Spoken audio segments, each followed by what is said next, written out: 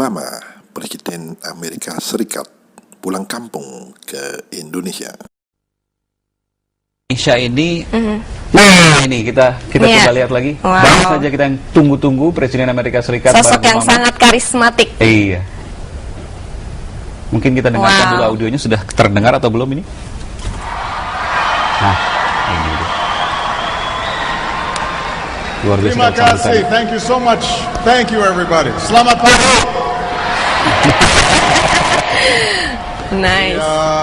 It is wonderful to be here at the University of Indonesia, to the faculty and the staff and the students, and to Dr. Gumilar Rusliwa Somantri. Thank you so much for your hospitality. Assalamualaikum dan salam sejahtera. Thank you for this wonderful welcome. Thank you to the people of Jakarta and thank you to the people of Indonesia. Pulang kampung nih.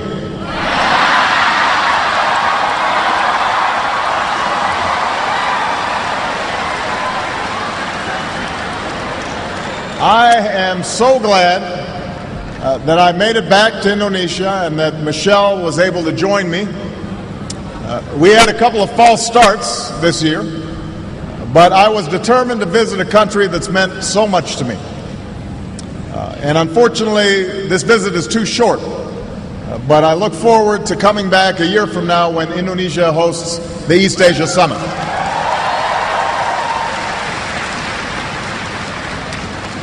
Before I go any further, I want to say that our thoughts and prayers are with all of those Indonesians who are affected by the recent tsunami and the volcanic eruptions, particularly those who've lost loved ones and those who've been displaced. And I want you all to know that, as always, the United States stands with Indonesia in responding to natural disasters, and we are pleased to be able to help as needed. As neighbors help neighbors and families take in the displaced, I know that the strength and the resilience of the Indonesian people will pull you through once more. Let me begin with a simple statement. Indonesia bagian dari diri saya.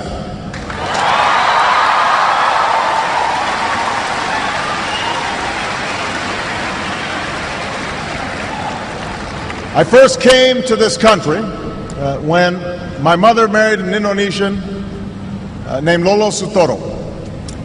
And as a young boy, I was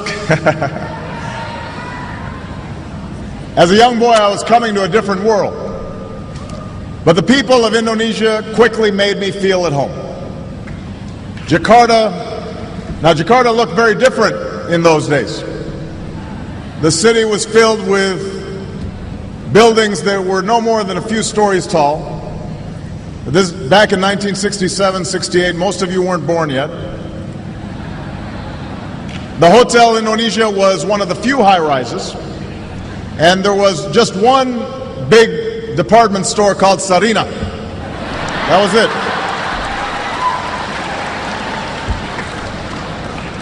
Becaks and Bemos, that's how you got around. They outnumbered automobiles in those days. And you didn't have all the big highways that you have today. Most of them gave way to unpaved roads and the kampongs. So we moved to Menteng Dalam, where, hey, some folks from Menteng Dalam right here. And we lived in a small house. We had a mango tree out front. And I learned to love Indonesia while flying kites and running along the paddy fields and catching dragonflies, buying sate and bakso from the street vendors. I still remember the call of the vendors. Sate. Yeah. I remember that. Bakso. Enak, ya?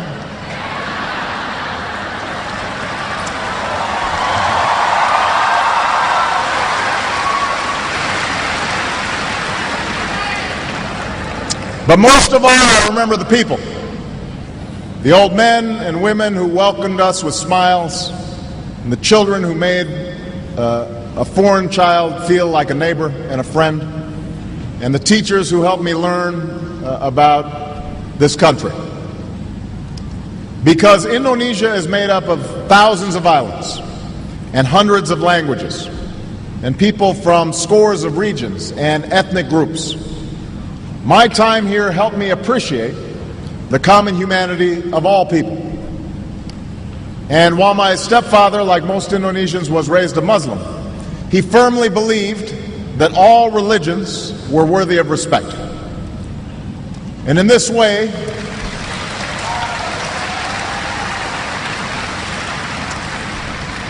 he reflected the spirit of religious tolerance that is enshrined in Indonesia's constitution and that remains one of this country's defining and inspiring characteristics.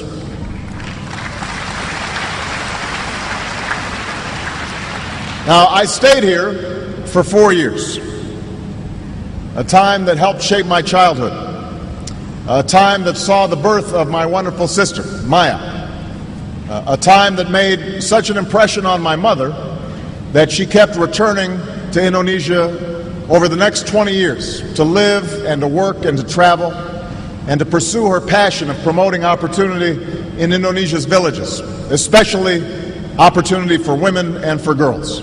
And I was so honored. When President Yudhoyono last night at the state dinner presented an award on behalf of my mother, recognizing the work that she did. And she would have been so proud because my mother held Indonesia and its people very close to her heart for her entire life.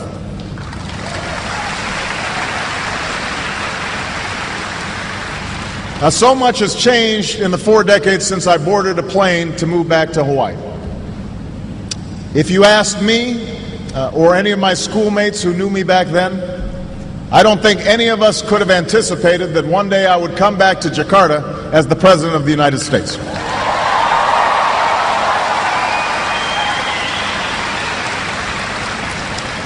And few could have anticipated the remarkable story of Indonesia over these last 4 decades.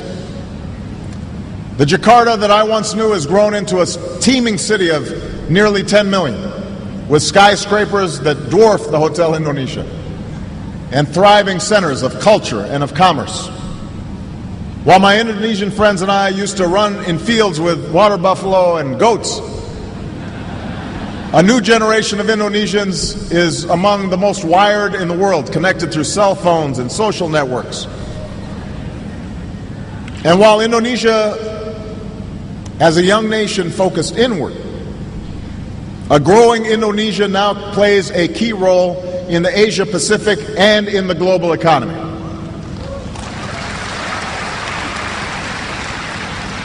Now, this change also extends to politics. When my stepfather was a boy, he watched his own father and older brother leave home to fight and die in the struggle for Indonesian independence. And I'm happy to be here on Heroes Day to honor the memory of so many Indonesians who have sacrificed on behalf of this great country.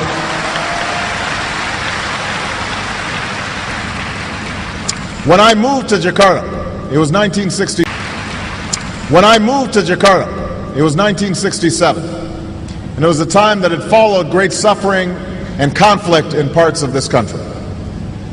And even though my stepfather had served in the army, the violence and killing during that time of political upheaval was largely unknown to me because it was unspoken by my Indonesian family and friends. In my household, like so many others across Indonesia, the memories of that time were an invisible presence. Indonesians had their independence, but oftentimes they were afraid to speak their minds about issues.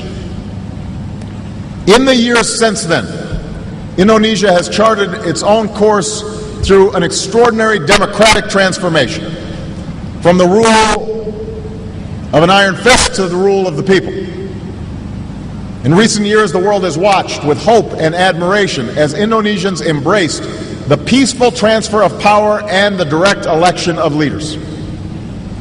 And just as your democracy is symbolized by your elected president and legislature, your democracy is sustained and fortified by its checks and balances. A dynamic civil society, political parties and unions, a vibrant media, and engaged citizens who have ensured that in Indonesia there will be no turning back from democracy.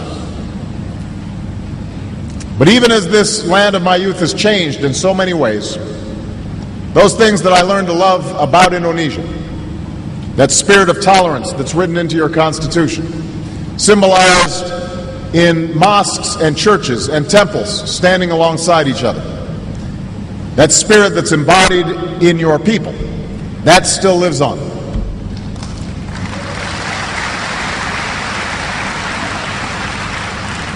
Bhinneka Tunggal Ika, unity in diversity.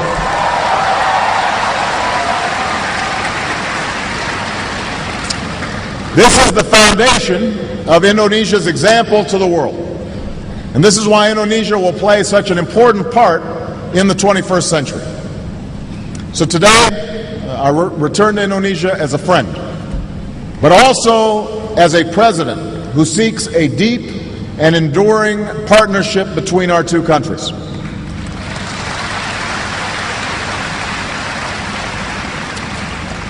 Because as vast and diverse countries, as neighbors on either side of the Pacific, and above all as democracies, the United States and Indonesia are bound together by shared interests and shared values.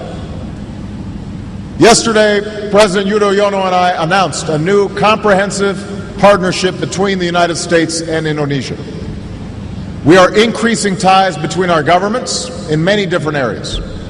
And just as importantly, we are increasing ties among our people.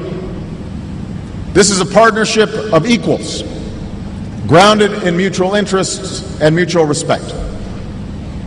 So with the rest of my time today, I'd like to talk about why the story I just told, the story of Indonesia since the days when I lived here, is so important to the United States and to the world.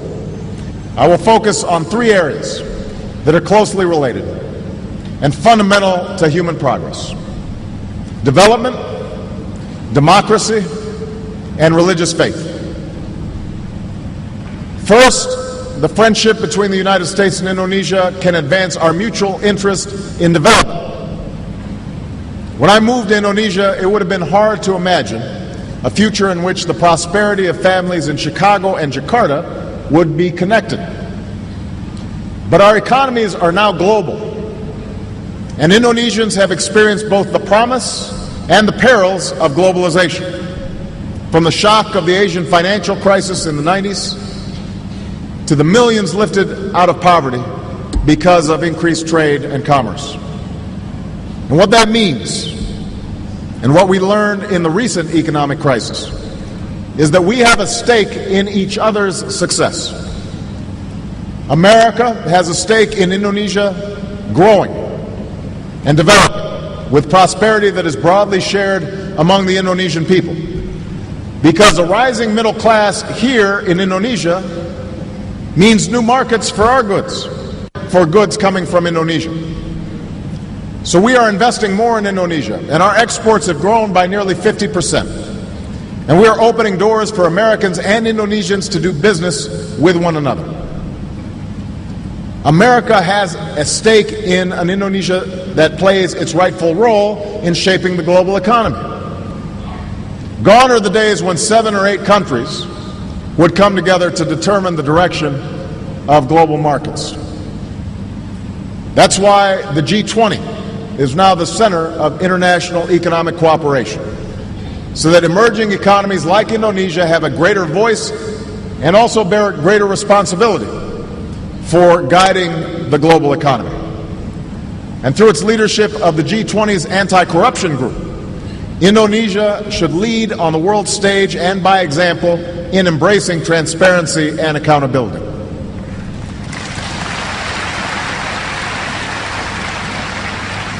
America has a stake in an Indonesia that pursues sustainable development, because the way we grow will determine the quality of our lives and the health of our planet. And that's why we're developing clean energy technologies that can power industry and preserve Indonesia's precious natural resources. And America welcomes your country's strong leadership in the global effort to combat climate change. Above all, America has a stake in the success of the Indonesian people.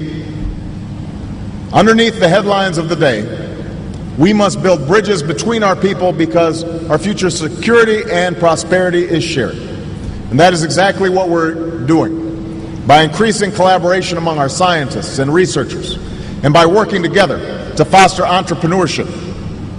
And I'm especially pleased that we have committed to double the number of American and Indonesian students studying in our respective countries.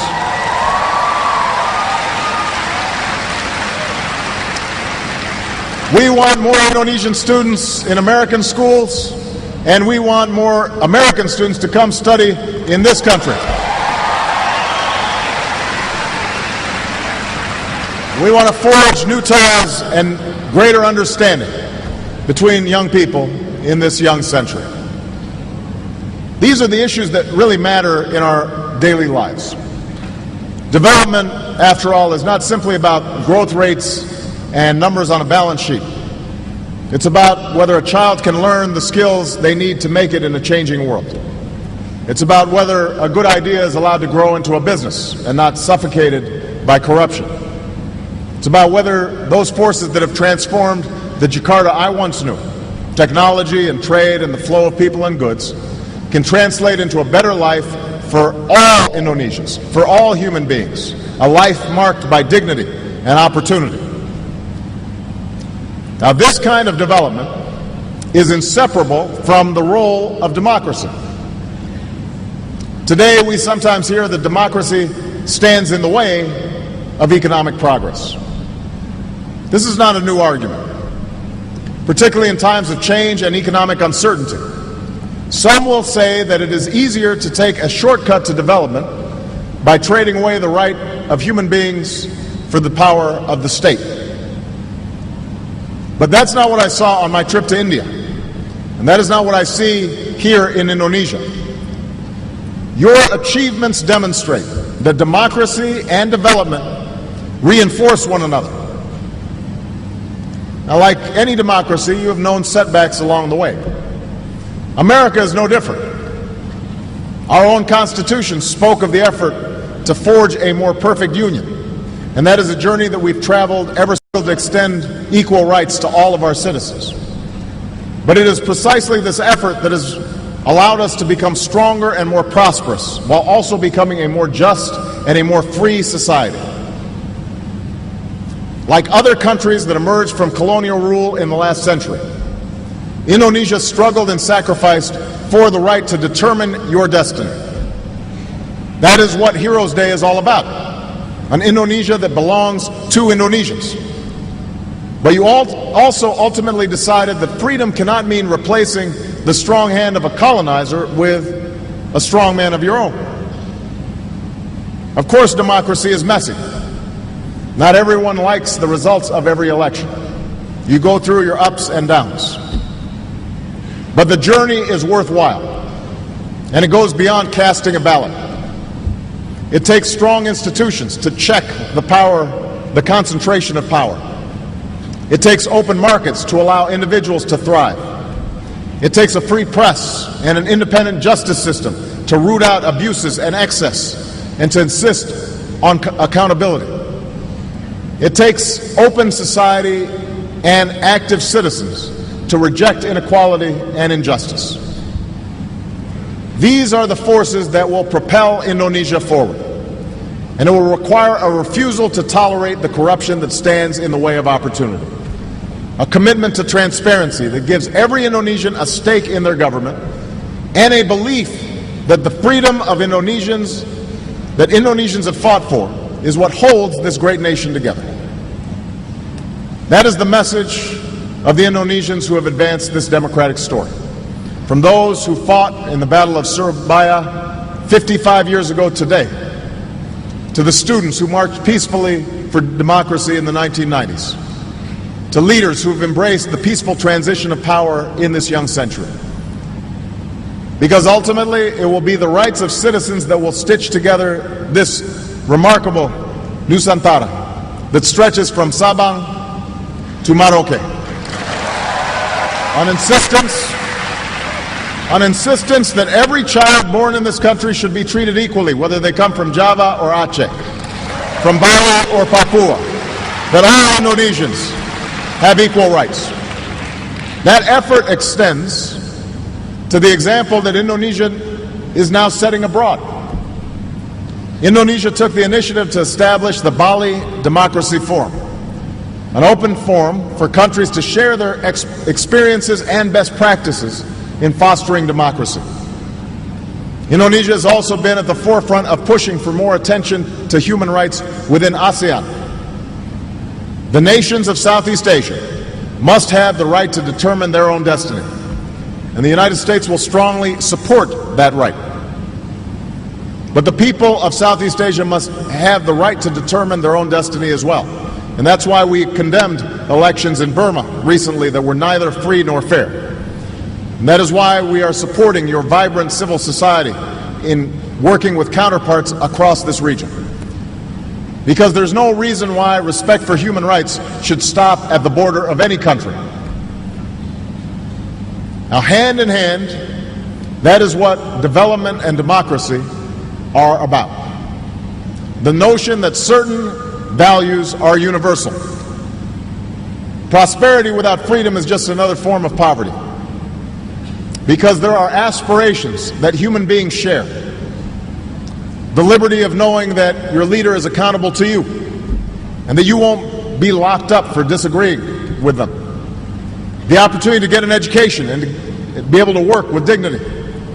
The freedom to practice your faith without fear or restriction. Those are universal values that must be observed everywhere.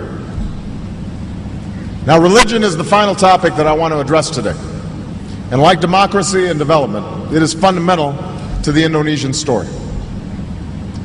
Like the other Asian nations that I'm visiting on this trip, Indonesia is steeped in spirituality, a place where people worship God in many different ways. Along with this rich diversity, it is also home to the world's largest Muslim population. A truth I came to know as a boy when I heard the call to prayer across Jakarta. Now, just as individuals are not defined solely by their faith, Indonesia is defined by more than its Muslim population. But we also know that relations between the United States and Muslim communities have frayed over many years. As president, I've made it a priority to begin to repair these relations.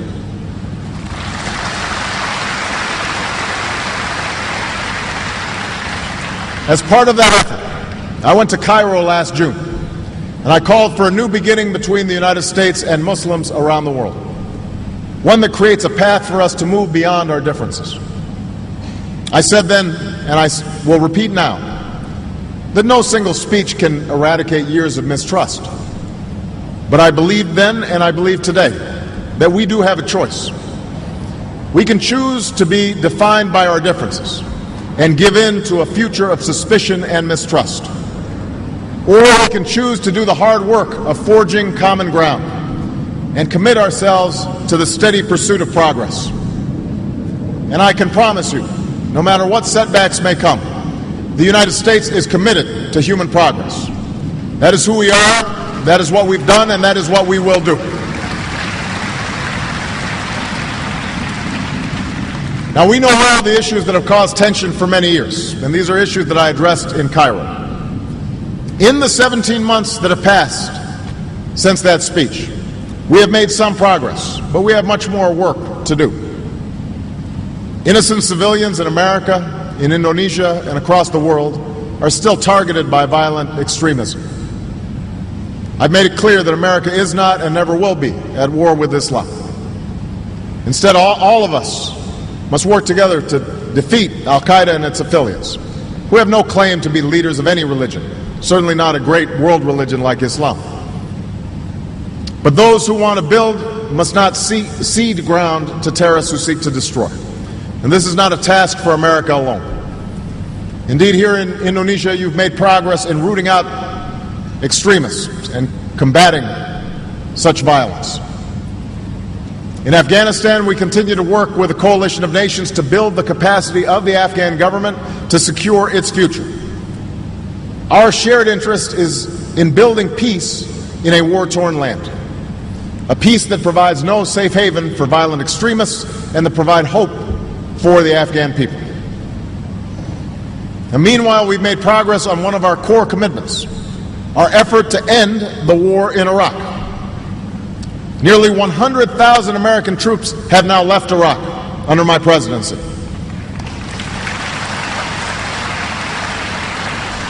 Iraqis have taken full responsibility for their security, and we will continue to support Iraq as it forms an inclusive government, and we will bring all of our troops home. In the Middle East, we have faced false starts and setbacks, but we've been persistent in our pursuit of peace. Israelis and Palestinians restarted direct talks, but enormous obstacles remain. There should be no illusion that peace and security will come easy. But let there be no doubt, America will spare no effort in working for the outcome that is just and that is in the interests of all the parties involved. Two states, Israel and Palestine, living side by side in peace and security. That is our goal.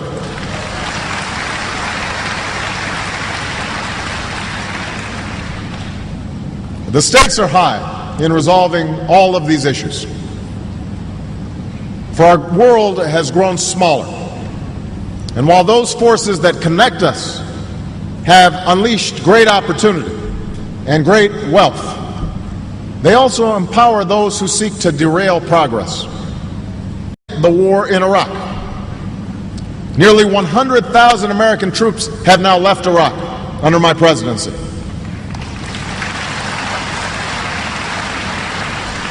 Iraqis have taken full responsibility for their security, and we will continue to support Iraq as it forms an inclusive government, and we will bring all of our troops home. In the Middle East, we have faced false starts and setbacks, but we've been persistent in our pursuit of peace. Israelis and Palestinians restarted direct talks, but enormous obstacles remain. There should be no illusion that peace and security will come easy. But let there be no doubt, America will spare no effort in working for the outcome that is just and that is in the interests of all the parties involved. Two states, Israel and Palestine, living side by side in peace and security. That is our goal.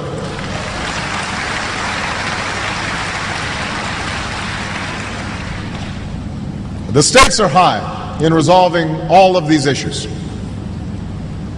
For our world has grown smaller. And while those forces that connect us have unleashed great opportunity and great wealth, they also empower those who seek to derail progress. One bomb in a marketplace can obliterate the bustle of daily commerce. One whispered rumor can obscure the truth and set off violence between communities that once lived together in peace. In an age of rapid change and colliding cultures, what we share as human beings can sometimes be lost. But I believe that the history of both America and Indonesia should give us hope. It is a story written into our national mottos. In the United States, our motto is E pluribus unum, out of many, one. Bhinneka Tunggal Ika. Unity in diversity. We are two nations which have traveled different paths. Yet our nations show that hundreds of millions who hold different beliefs can be united in freedom under one flag. And we are now building on that shared humanity through young people who will study in each other's schools, through the entrepreneurs forging ties that can lead to greater prosperity, and through our embrace of fundamental democratic values and human aspirations. You know, before I came here, I visited Istiqlal Mosque, a place of worship that was still under construction when I lived in Jakarta. and I admired its soaring minaret and its imposing dome and welcoming space. But its name and history also speak to what makes Indonesia great. Istiqlal means independence, and its construction was in part a testament to the nation's struggle for freedom. Moreover, this house of worship for many thousands of Muslims was designed by a Christian architect.